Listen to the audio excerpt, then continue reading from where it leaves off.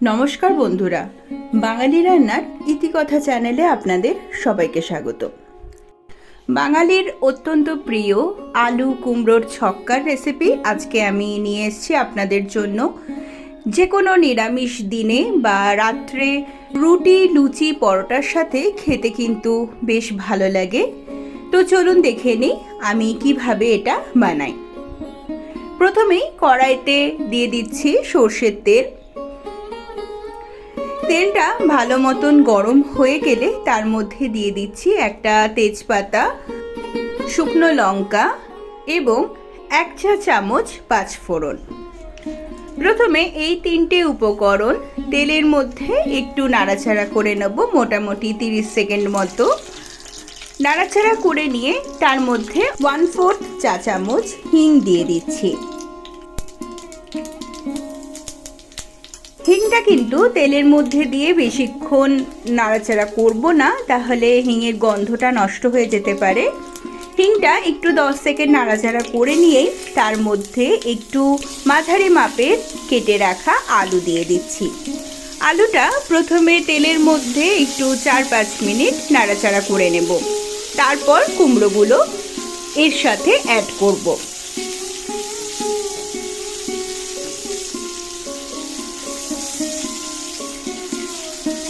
এখানে বলে রাখি, আপনি যদি আমার চ্যানেলে নতুন হয়ে থাকেন তাহলে এই রকমই আরও সাবেকি এবং নিত্য নতুন রান্নার রেসিপি পাওয়ার জন্য চ্যানেলটি সাবস্ক্রাইব করে পাশে থাকা বেল আইকনে ক্লিক করে রাখবেন, যাতে আমি কোনো রেসিপি দিলেই আপনাদের কাছে নোটিফিকেশন চলে যায় সবার আগে।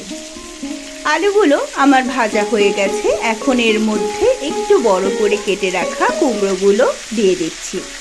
কুমড়োগুলো অবশ্যই একটু বড় করে কাটতে হবে, না হলে কিন্তু একদম গলে যাবে।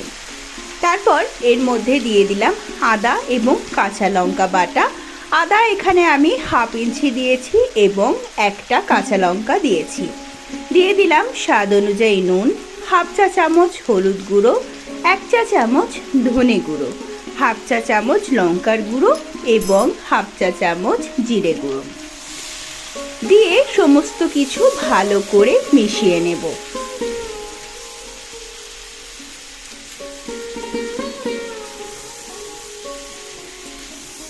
আদার কাঁচা গন্ধ চলে যাওয়া পর্যন্ত এটাকে একটু নাড়াচাড়া করে নেব।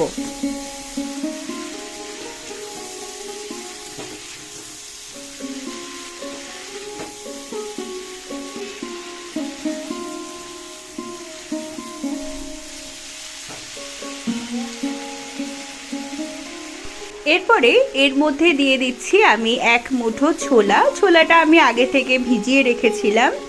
তারপরও আবার ভালোভাবে মিশিয়ে নিতে হবে।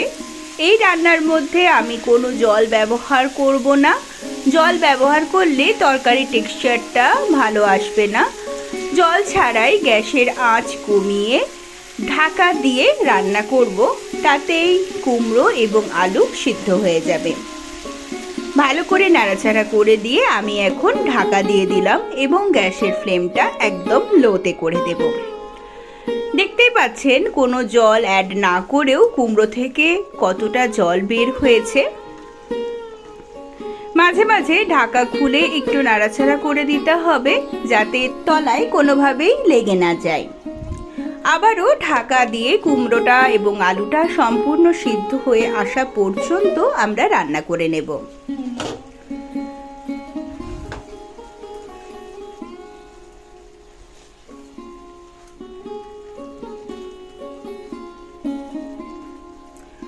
আলুটা এবং কুমড়োটা আমার সিদ্ধ হয়ে গেছে, সেটা আমি একটু চেক করে নিলাম।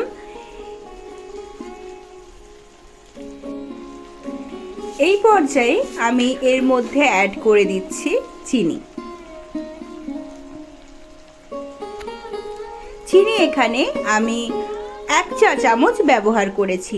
যেহেতু এটা একটা নিরামিষ রান্না, তাই একটু মিষ্টি মিষ্টি হলে ভালো লাগে। তবে আপনাদের পছন্দ অনুযায়ী চিনির পরিমাণ বাড়িয়ে বা কমিয়ে নিতে পারেন। ভালো করে সমস্ত কিছু মিশিয়ে নিচ্ছি। আমাদের কুমড়োর ছক্কা কিন্তু সার্ভ করার জন্য একদমই রেডি হয়ে গেছে। রুটি, লুচি, পরোটার সাথে এই কুমড়োর ছক্কা খেতে কিন্তু অসাধারণ লাগে।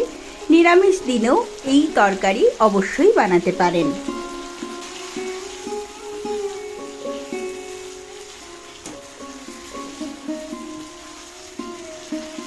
বাড়িতে একবার এইভাবে কুমড়োর ছক্কা অবশ্যই বানিয়ে দেখবেন এবং কেমন লাগলো সেটাও কিন্তু আমাকে কমেন্টে জানাতে ভুলবেন না।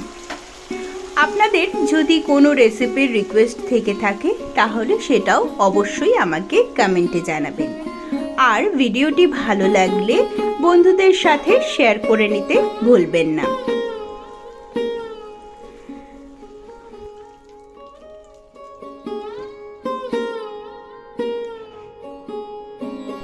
আজ তবে এই পর্যন্তই। দেখা হবে আবার নতুন কোনো রেসিপির সাথে পরের ভিডিওতে। ভালো থাকবেন, সুস্থ থাকবেন। ধন্যবাদ।